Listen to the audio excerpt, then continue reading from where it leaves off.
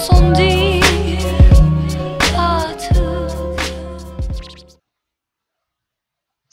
What is going on, jerk faces? It's your boy Andy, and you're watching Nocturnal Transmissions, brought to you by the Circle of Jerks podcast. It's a conversation you could be having during the day, but having at night. Yes, tonight we are live.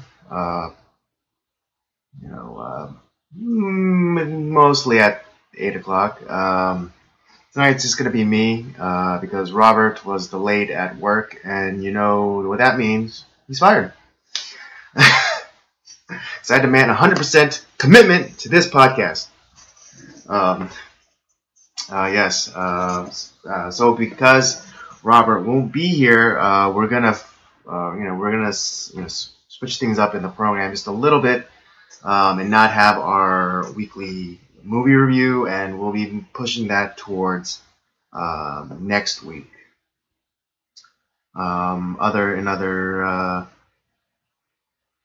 podcast updating news. I guess that was about it, because that was the only pertinent thing.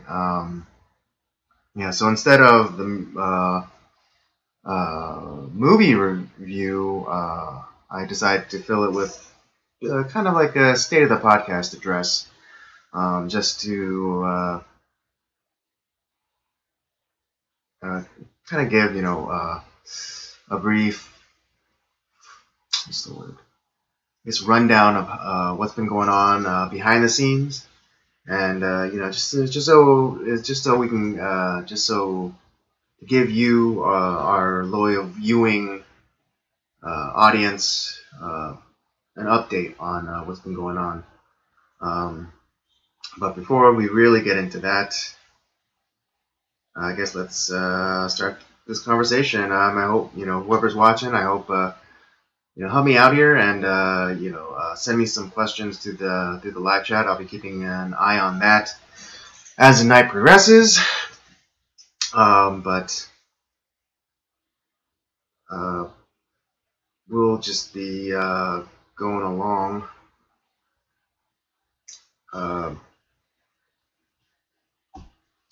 Yeah, it's been a while since it was just I was running this solo. But kind of excited for Rob wasn't a gem, and he definitely pulled his own weight on the podcast, so I don't want to disparage him there, but he's still fired. I guess let's just start off with my weekend. It was pretty fun. It was actually one of the jerks' birthdays, James's birthday, and we went out to a local bar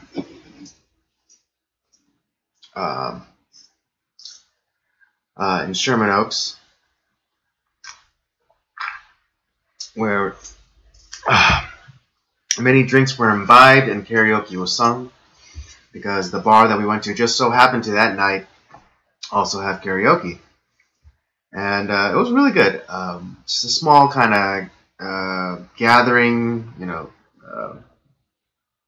people from far and wide came, and it was a good time. And afterwards, we did head out to Hollywood and hit up a club where we did have a grand old time. In terms of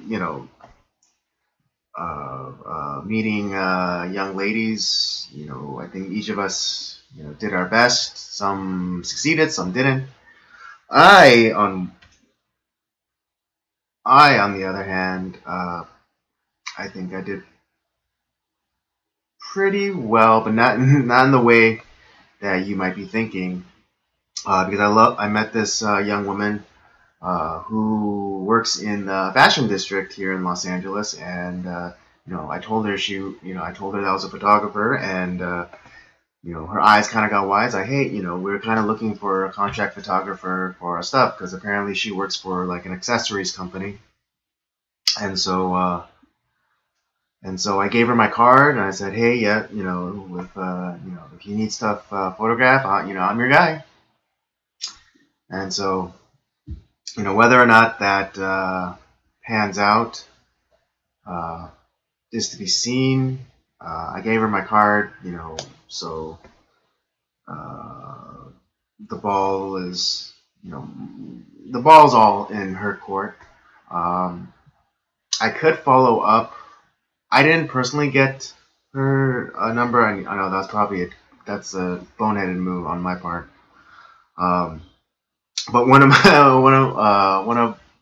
the guys in our group did get her number, and so if and when the time is right, I will follow up to see if she will be needing whether or not she will be needing my services, and we'll just take it from there. So yes, so I might not have found love, but I might potentially have found an employer. So trying to make that lemonade.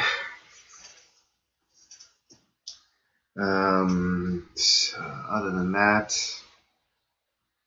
after that Saturday, Sunday, just went to church.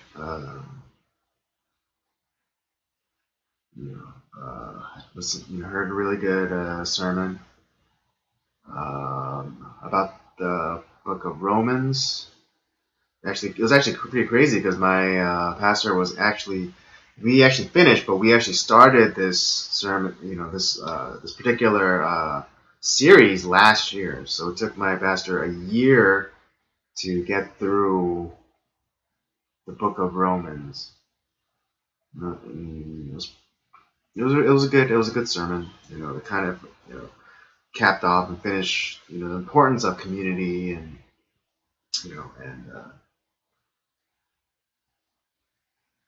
and the importance of relationships. And that's just like the Reader's Digest version of it. Um, I'll spare you some of the details. But if you do want to check out a clip, try to find it. I believe our church is starting up, getting a little bit more into social media, and we actually have a Facebook page, Faith Harvest Ministries, and a clip of it, or either a clip or the entire sermon is available. I'm not 100% sure, but check it out. It's a really good sermon. After that, just fellowship and hanging out with my brothers and sisters and in Christ, and then also in the evening, kind of splintering off into a smaller group just to have more intimate fellowship. And that was cool because we went to Claim Jumpers. And if you didn't know, Claim Jumpers on Sundays, particularly during football season, has all-day happy hour, and they have really good deals on foods and drinks. This isn't a brand deal, and this isn't sponsored, but just letting you know, they have some really good deals on food and drinks at Claim Jumpers on Sundays, particularly during football season. So. Be sure if you're looking for a good time, want to watch some football, then Claim Jumpers is the place to be. Now, I guess we'll get in. I'll start with the. You know what? I'm gonna save the the state of the podcast address for the end, just so.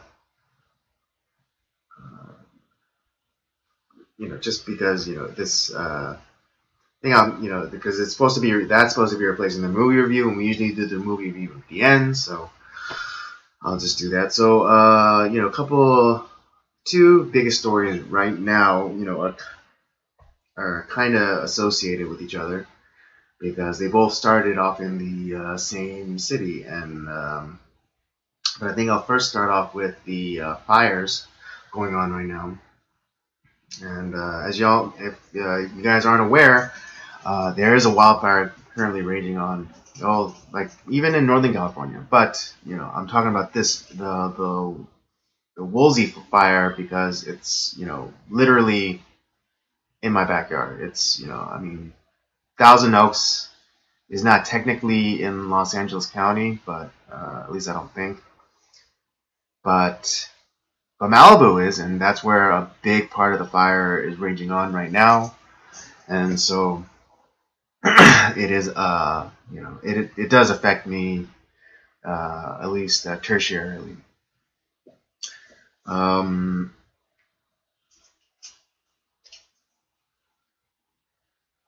it's very, it's kind of odd that we seem to be having these fires so late in the year because usually in the is summer is when we at least for the last like 3 years or so, that's when like the fires were happening most often. But now it's kind of shifted, and we're having like these drier falls and into winters, and we're getting these wildfires. I can't remember what exactly.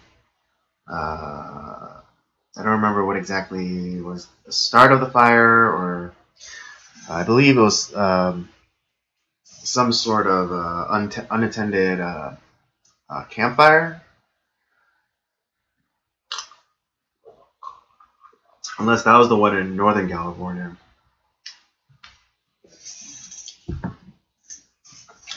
But it's pretty odd that we're having, these fires so late in the season, and and I'm not one of those climate change people where it's like, oh, we're destroying the earth, we're changing the climate. Well, firstly, climate means change. Um, so you're just saying change, and of course it's going to change. It changes every day. Not the day before is not exactly the weather or the climate yesterday wasn't or today isn't the same as it was yesterday, or as it might be the day after. But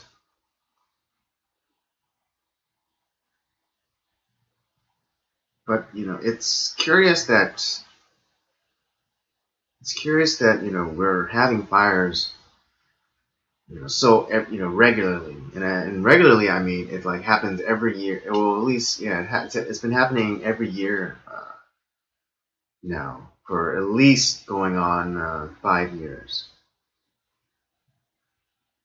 And I know that well, at least especially within Los Angeles County area, I've been noticing. Yes, I mean yes, there's forest fires that happen pretty much every year, like in Northern or Central California. But more and more, it seems like there's been fires happening, just pretty close to metropolitan centers, and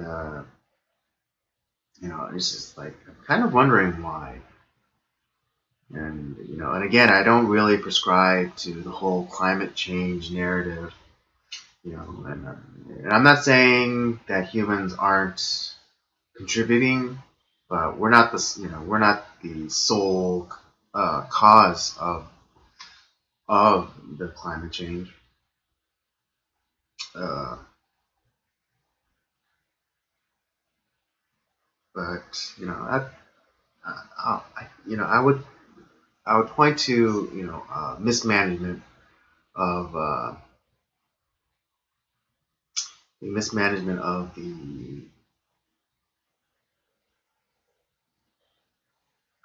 mismanagement of funds or mismanagement of the environment itself. Um, because when you think of conservationists, you can't you. I don't know about you, but for me, I used to think that conservation meant just leaving it alone, let nature doing its thing. But more and more, as I've been thinking about it, I'm finding that you know conservation only can happen with human intervention, and and I'll explain why. A garden or a garden needs tending. If and if not, then weed will grow and will choke off the crops, the plants that you planted, and it'll life will begin to the environment will begin to start choking out things that you have planned or you know,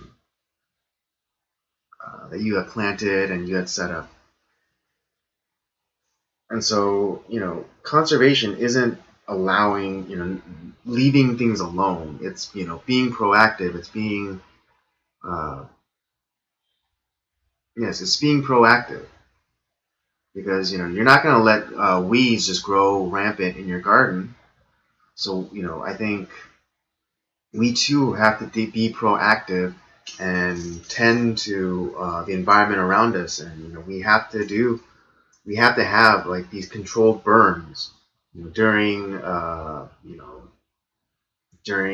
off seasons or just before summer and fire season, and we have to allow for the harvesting of dead trees in the forest, or it just becomes fuel for forest fires later.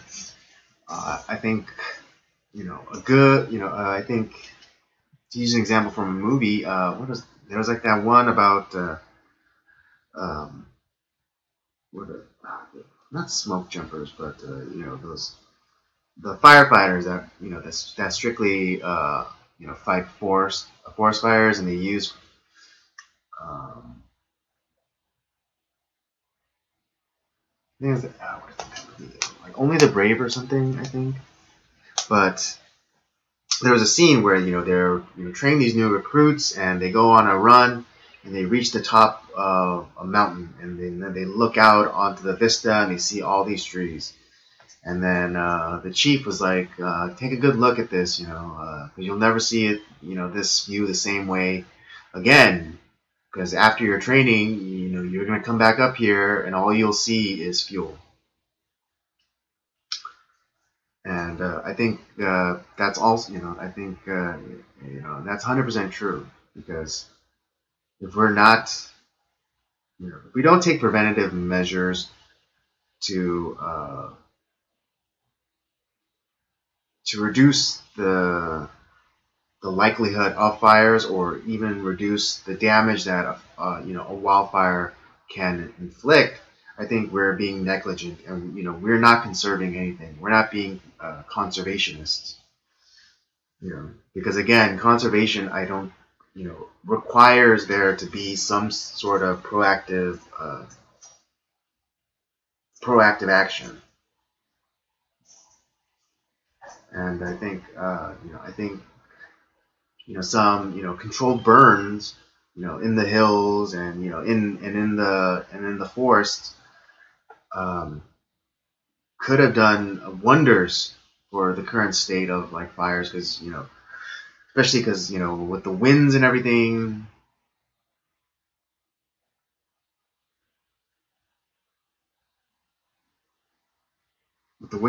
kicking up embers and dropping them off in other areas, and maybe it wouldn't do jack, but if you had patches of burned off area that could at least contain the fires, and help maybe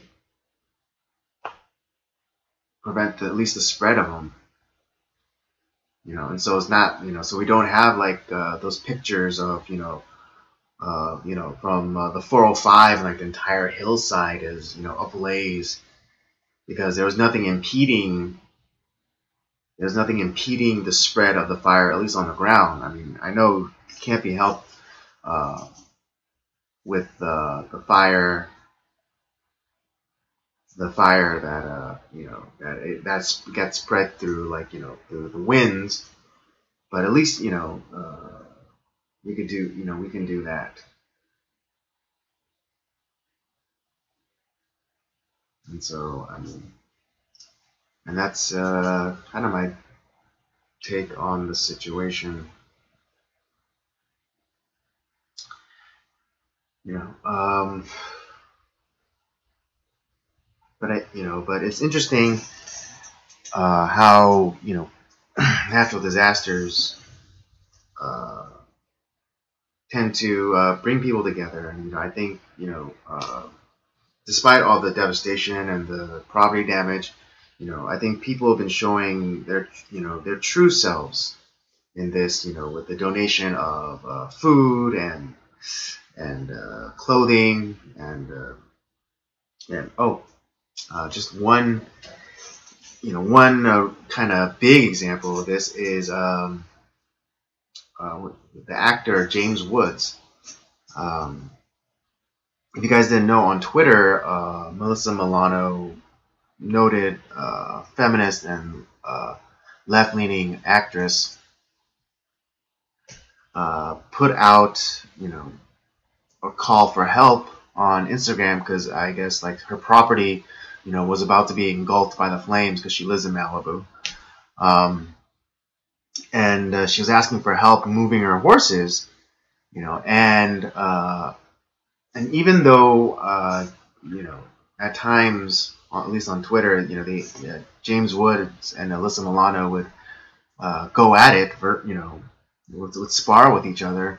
In this moment, he put that aside and he put out the call to his followers, and Alyssa Milano was able to save her horses and get them out of the fire area.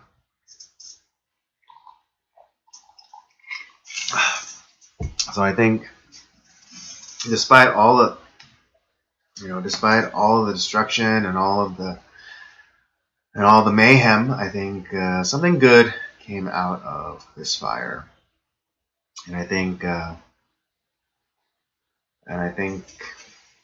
we just all need to take take a step back and really reassess our priorities, and no longer have like this binary kind of thinking of whether you're on the left or the right, but if we can put aside our differences for this, then maybe we can put our put our views in the proper context, and we can get back to some sort of civility.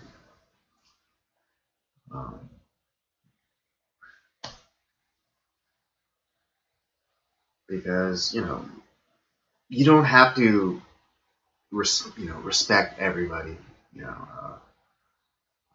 I've come up with a saying recently that you'll always have my decency, but you have to earn my respect. And so and I will constantly try to practice that. I will always give people my decency, but they have to earn my respect. Otherwise, it doesn't mean anything. Yeah, that's just another one of the things that I've been kind of thinking about recently. It's about this whole idea of respect, and how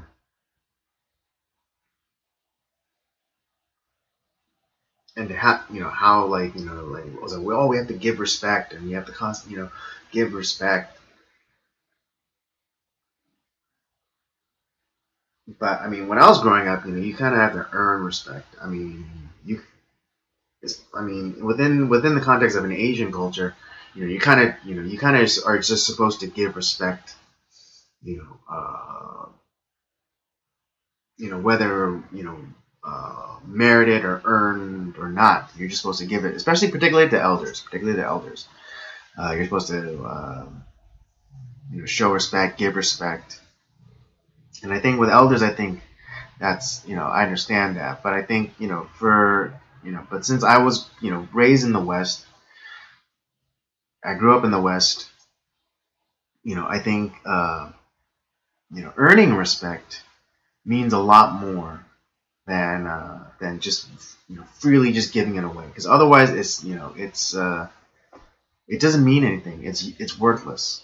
Because if I give respect, if I give respect if I give respect to person A and person B, equally, then, it doesn't really mean anything. But if person A does something to earn my respect and I give it to them, but person B doesn't, then the respect that I give to person A means more to person A. Because I'm not just giving it, it's like the whole idea, I forget which comedians, I believe it was Dave Chappelle, but he was equating, kind of sex, he was equating sex to, kind of like stocks, and particularly,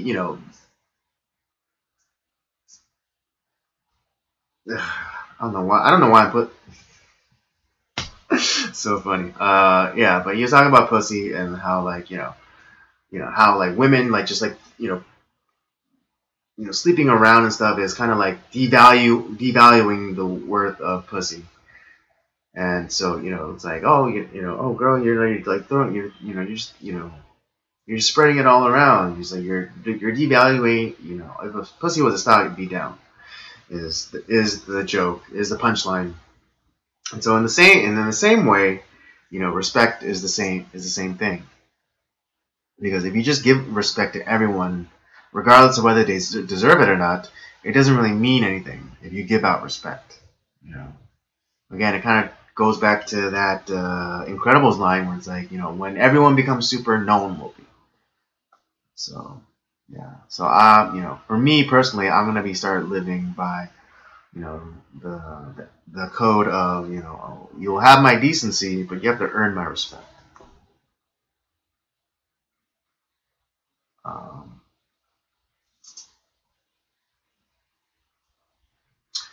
yeah. I guess we can move on to the next story, which is the Thousand Oaks shooting at the Borderline Bar and Grill. Oh, excuse me. Okay.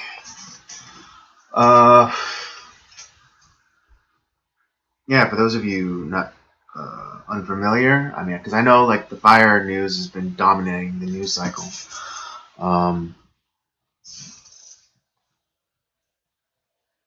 But yes, on last Wednesday, a shooter, went into the Borderline Bar and Grill in Thousand Oaks,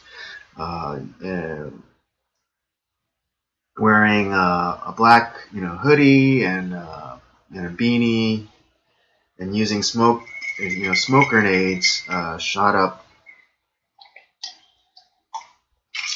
the Borderline Bar and Grill, killing 12 people, and it's not confirmed whether or not he took his own life. But with the shooter, it'd be 13, but no one counts the shooter because he's a shithead. 12 people dead, another dozen or so injured, including a sheriff's deputy, who was planning on retiring the following year. And this is a tragedy, and again, it affects me because it's, it happened right in my backyard. So, we were gonna have to talk about it. being so close to where I live, and I even know people who have been to that bar in the past, and people are sharing their memories of it, and just feeling shaken and feeling a sense of kind of the peace was broken um, in their minds, and they couldn't believe that a shooting happened so close to home. Because when you think, when you hear, I mean, so far when we hear about shootings, they've happened so far away. I mean, with the like in Las Vegas or Baltimore or Connecticut or what have you. I mean, in recent history, don't with this with this shooting, and then there's also San Bernardino, and then there's also technically it was in LA because it happened at LAX. The TSA agent who was shot and killed. So there's like 3 shootings that happened, or at least major shootings that happened in Los Angeles. I mean, I don't know. Someone can correct me. I would like to know. And one of the things that I didn't like, this about this situation was, this attack had just about happened, and all of a sudden there was already like initial articles written up about it, and this they had the shooter's name, and some of his history. He was a Marine. He did a tour in Afghanistan, but then they made the implication that he might have had PTSD. And when I read that, I didn't like it at all. Because it just it demonized and just puts a blanket. It just made a blanket statement about a group of people. How they're just one bad day away from becoming mass shooters, when that's typically not the case, especially those who were in the military, because the real threat for them is self-harm, because the instances of suicide amongst former military personnel is very high. I don't remember the exact number off the top of my head, but it is very high. And really the danger is not them turning the gun against someone else. It's the real danger is them turning the gun on themselves. So just so you know, and I remember reading that article, and I was just very upset that the reporter, journalist, made that implication, made that connection. And I remember even having a discussion with somebody, kind of heated, because because he said like, oh well, it's not, because the journalist had used the word possibly. Say, oh, the gunman could have possibly had PTSD, or this could have possibly been PTSD related. Um,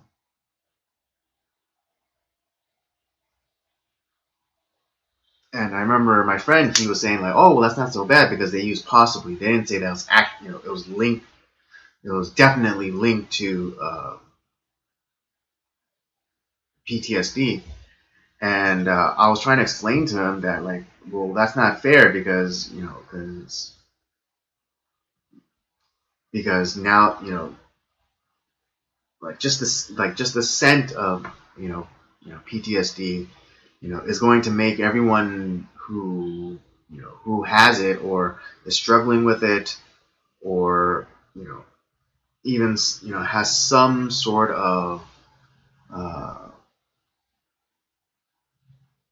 psychological, mental, emotional challenges, as these potential killers, and I don't think that's fair to do so. It's it's kind of like back in the late 30s, early 40s when they interned Japanese Americans simply because they were Japanese Americans. Because they look like the enemy. They use whatever justification that they needed, like national security, or oh, these are even though they're a lot of them were American citizens. They're like, oh, well, they look like they're our enemy, and I'm sure that they have ties to they like still have family members in Japan, so they can be easily turned against us, and they could be used as like a fifth column in the U.S. to try and overthrow us or what have you. I mean, that was a justification, but that's kind of like the same. That's the same thing that's going on with this guy. I'm not trying to defend the shooter, especially since it came out later.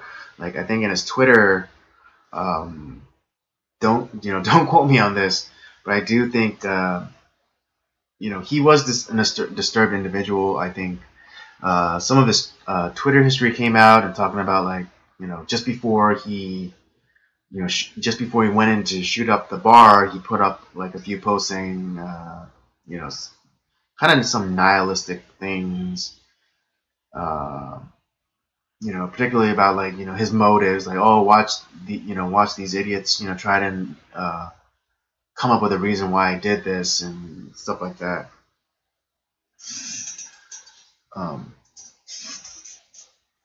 But I don't think it's fair for that journalist to make a blanket statement, even like it wasn't even a statement, but like to make the implication that because this, make the implication that possibly this person had PTSD, some sort of mental or emotional disorder, and therefore, he's a killer, linking this killer to every other person who might suffer from PTSD or struggle with it, or yada yada yada.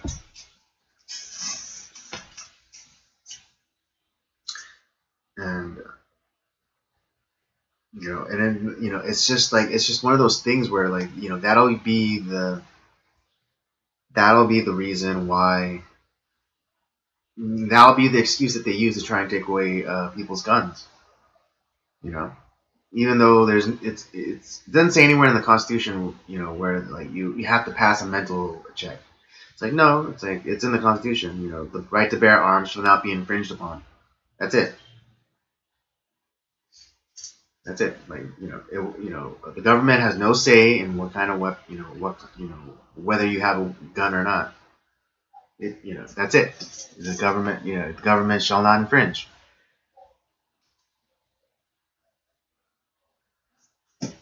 And this, and again, this is going to be an unpopular stance to take, but I think if we have less. I mean, because people are going to say, like, we need more gun... After something like this, they're going to say, we need more gun laws. We need more gun laws. It's like, well, how many more laws do we need?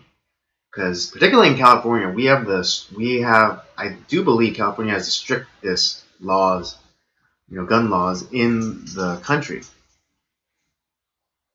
So, I mean, what more laws do we need?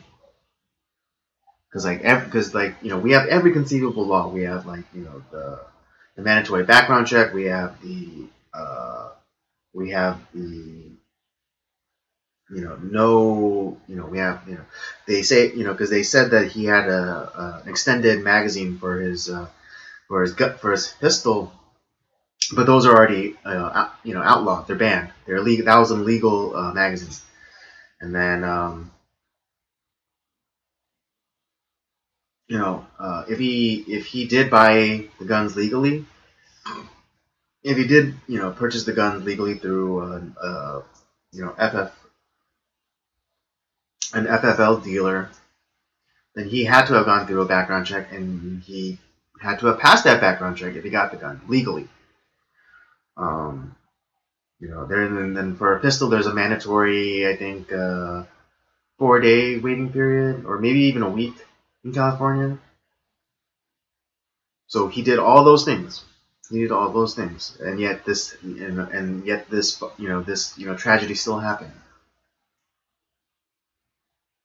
I think, we kept, we tried it, we tried it that, we tried the rules ways. Like, oh, let's just, impart all these rules, and we'll be safe.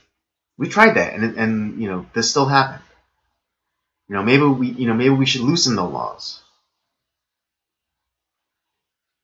I don't know. It's just an idea.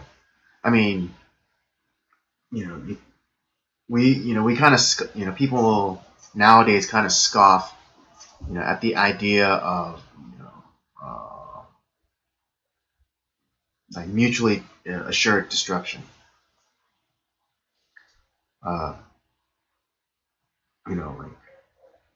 Like if you're crazy enough to go into a place where people are armed, and you still want to shoot up that place, then you're an idiot and you deserve to die. Because if you know that a place is, that you're gonna go into, and there's a good percentage of people that are going to be armed and will be able to fire back at you, then you deserve to die.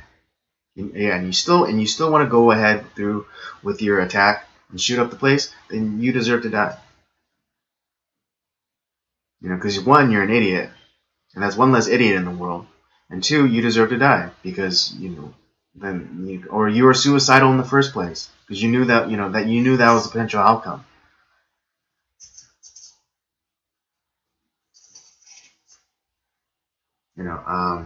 I'm particularly passionate about this. That one, because of freedom, and two, because I myself will never have the privilege. Will never have the privilege of defending myself. I'll never be able to. I mean, not while I'm living in California, but even if I moved into a very liberal state, with loose gun laws like Montana or Arizona or Texas, where they have like you can have open carry or you can have concealed carry. I'll never have that privilege of defending myself. So I'm trying to have as many good guys with guns around me as possible because I want my ass protected.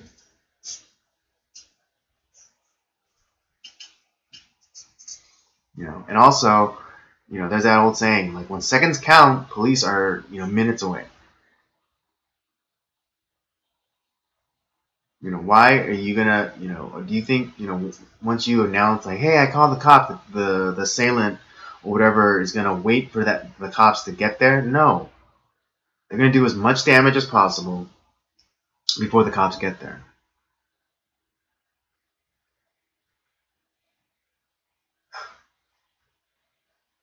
And so, maybe it's time for looser gun laws. Maybe. I'm just, pardon the expression, but, I'm just shooting from the hip here. We've been doing it, the left's way for going on more than 30 years, like more gun laws, more restrictions, more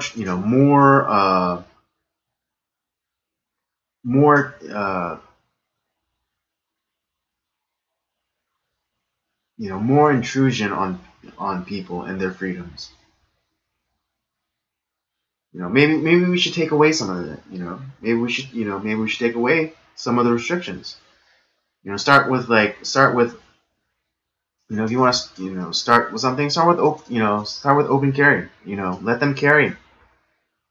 And again, and if a guy wants to be an idiot and shoot up a place that he knows where there's a good chance of people are armed and can fire back, then that person deserves to die.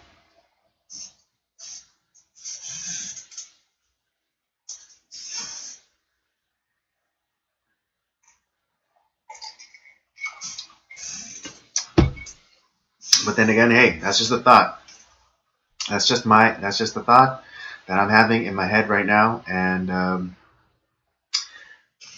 maybe we can try it. Maybe we can just try it once.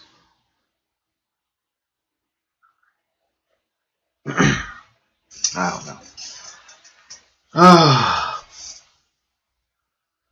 Anyways, I guess yeah. So finally, I will be getting. Let's get into the state of the podcast. For those of you who have been following us for a while, we've been doing this. We've been doing this podcast for a good long while. Well, not a good long while. We've been doing it for a year, and we started off small with just the equipment that we had, mainly my equipment. But we've been seeing, some growth, and we recently for the main podcast, we upgrade the sound, with audio equipment, with mics and a mixer and headphones and the whole nine. And I'm just tickled pink with the quality that we've been able to impart with just with our just one like static view of us and just the microphones. In terms of audio quality, so much better, so much better. We've been able to cut down on the ambient noise, by a factor of 5 at least. I mean, every now and again you'll get the odd ambulance or the muscle car, ripping by. But in terms of the immediate ambient noise, I think has been a great help. And also, just like kind of like the cutting down of each of us like talking over each other during a conversation, I think has been immensely helpful. Thanks to the headphones, and we're able to like hear each other specifically within our ears, and so like we're not talking over each other, and we can allow other people to finish their talk before before anyone else can start talking. And there were a few bumps along the road. We lost. We didn't lose, but per se, but we lost 2 of the cast members. They'll no longer be regulars, but they are. They'll definitely they'll be considered as contributors, and always welcome to be on the podcast anytime. Whenever whenever they want to, or whenever we're shooting, we'll always extend an invitation for them to come and join us.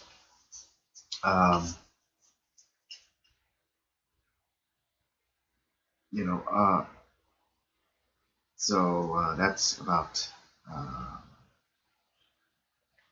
that. We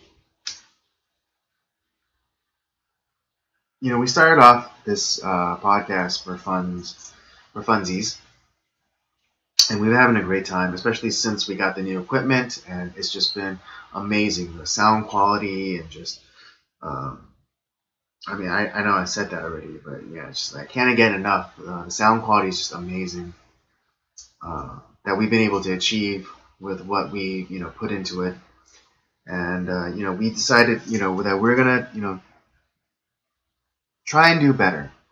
And we actually set a goal for ourselves, because we were down in like the low we're like in the low 30s or so.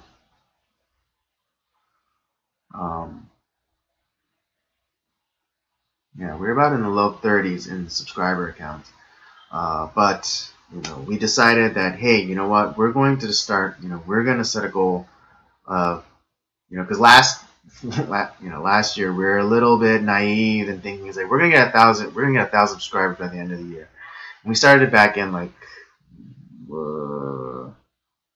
late March, early April, and by the end of the year we only had about 25 or so subscribers. And so we decided, when we decided to get the new equipment, and we got the new equipment, we set a new goal for ourselves, and we said, you know what, before the end of this year, we're gonna get 50 subscribers. We're gonna get 50 subscribers, and lo and behold, just a couple of weeks ago, we gained our 50th subscriber, and we're positively ecstatic, and we've actually just gained a few more uh, just the last few days, and so we are very happy to have met that short-term goal of 50 subscribers. Um, and thank you for all those who have been supporting us, who have been watching us since the beginning, and who have been sharing our content amongst your friends. I hope you are entertained. I hope with the main podcast you're entertained. With the main podcast you are entertained and inspired. And I hope with Nocturnal Transmissions, this show, I hope you are challenged, challenged and entertained, because I still want you to be I still want you to be entertained. I still want you to enjoy watching me talk to a camera for an hour. I know I'm usually doing it with my partner Robert, but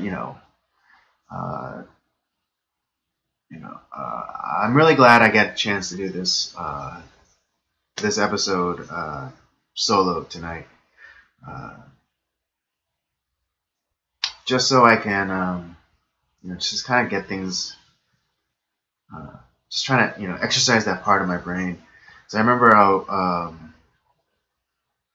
the most recent main show, we had our friends Eric and Sarah Nam on, and Eric was sharing about his vlog channel, Nam Fam Bam.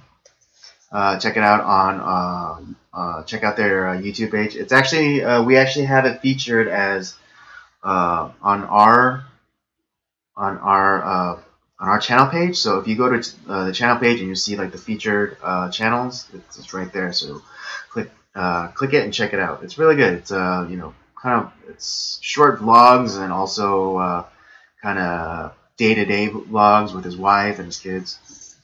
But anyways, he was sharing how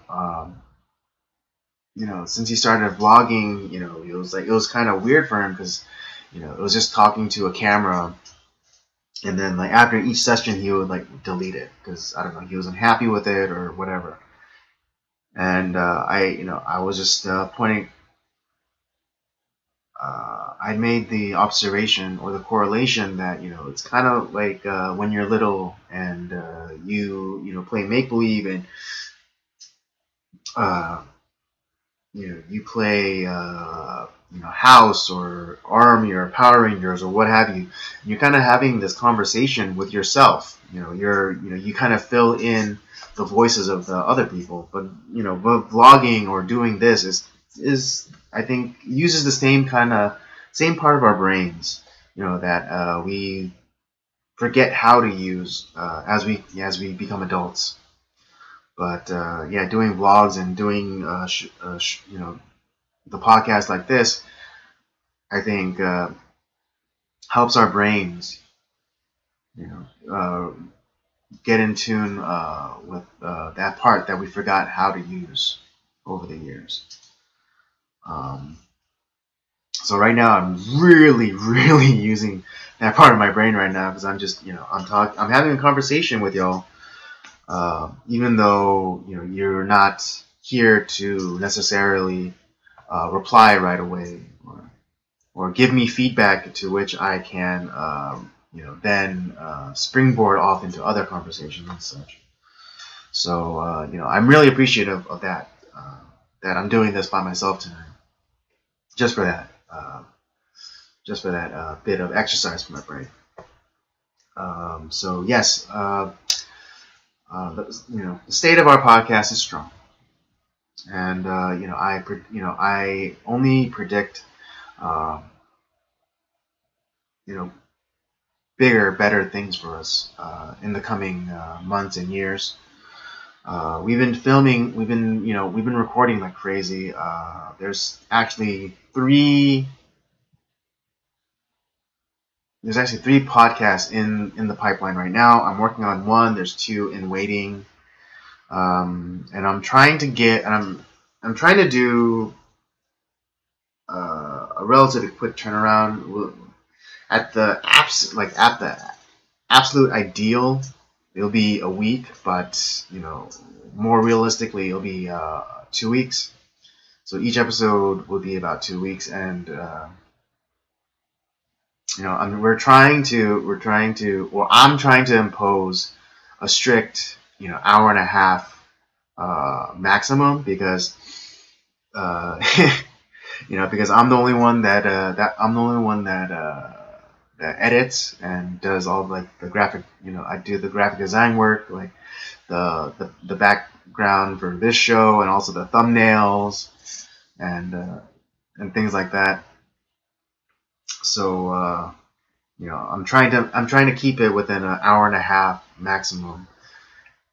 Because one, it takes, because like the last podcast with Eric and Sarah, that was over almost 3 hours long, and that took me quite a long time to get through and edit. Well, I mean, it's not like I'm doing anything really crazy, but I'm just putting it together, and then putting in like reference images and funny GIFs to punch up the jokes.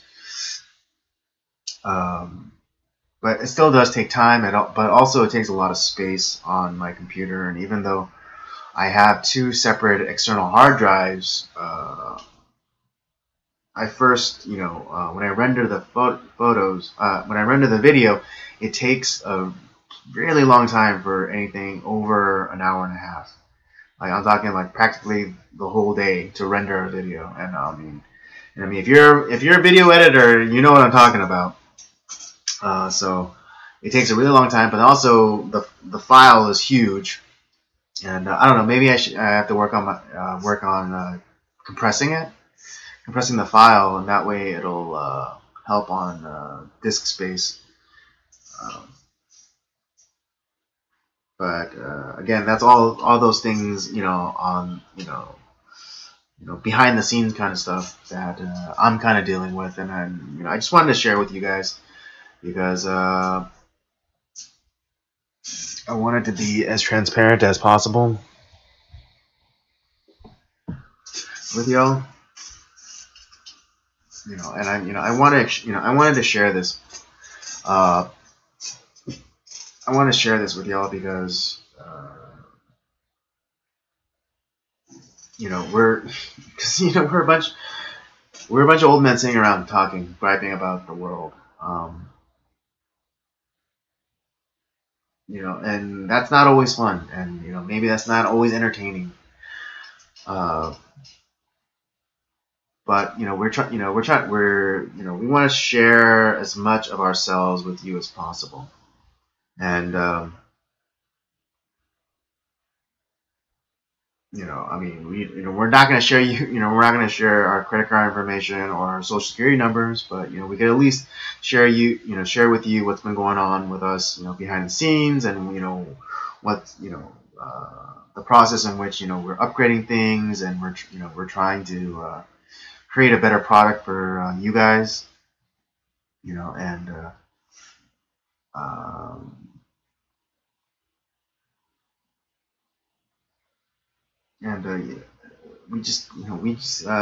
yeah, this is really fun for us, or it's really fun to do.